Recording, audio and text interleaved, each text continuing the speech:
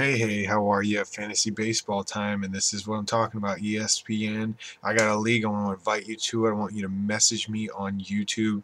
If you don't have that, message me on Twitter, terceirafire. If you were interested in joining my elite league, I'm looking for really committed people who are willing to play all year long. If you're really young, most likely you're not going to be real committed. So I'm looking for real people who love playing fantasy baseball. I got about 3 spots open, so message me if you're interested. Anyways, looking at the top people for this year, can you believe Troy Tulowitzki is actually projected to be the 6th overall?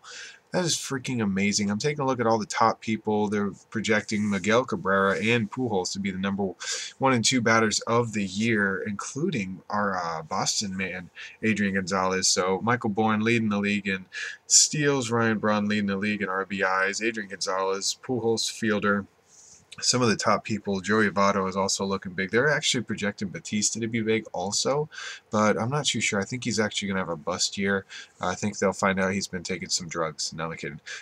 Kershaw and Verlander up there. I like going after pitchers with have low ERA, and I usually find that I'd rather take their low ERA because there's higher chance of wins. I like people who get, I like getting about 4 or 5 good relievers. Not necessarily people get closers all the time, but also the people who get low ERA, like Johnny Ventures last year. Low ERA, pitch the middle innings, 3 to 4 innings per game sometimes, and they get a lot of strikeouts, but not a lot of runs scored. So not a lot of earned runs scored. So I like doing that with my pitching. I only get about 4 or 5 starters the whole time because when you play on ESPN, there's a 200 start limit to that. So I pretty much do that. That's what I do with my baseball. I have a lot of fun with fantasy baseball. The first year I played, I won a championship. The second year I played, I tied for a championship. And then I also joined a championship league only, which is really fun because everybody's real committed. They play, they check their guys, they make sure that people are starting.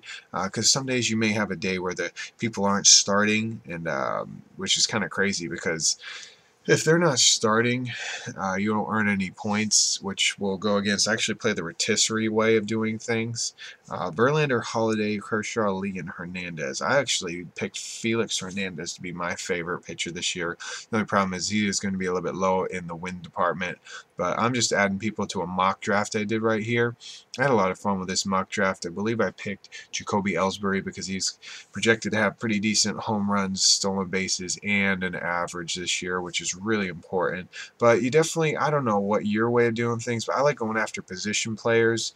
Get a couple, 2 good starters, 2 good relievers, and then I go for my outfield last, unless I pick up a really good outfielder, like with my first pick. But I'll pretty much fill up all the position, like first base, second base, third base, those people first, because outfielders are a dime a dozen, and you have more room to play with an outfielder because there's so many of them, left, center, right field, and a lot of people aren't that good of a fielder, but they're good batters, so they throw them in the outfield. That's just the way life is.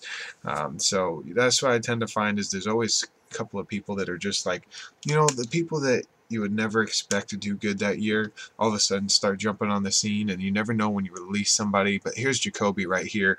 Last year he had the year of his life: 32 home runs, 105 RBIs, 39 stolen bases, batted .321. We're talking about this guy. Boston was considering letting him go because they had other center fielders, but he really stepped it up in the playoffs and gave them a shot to win.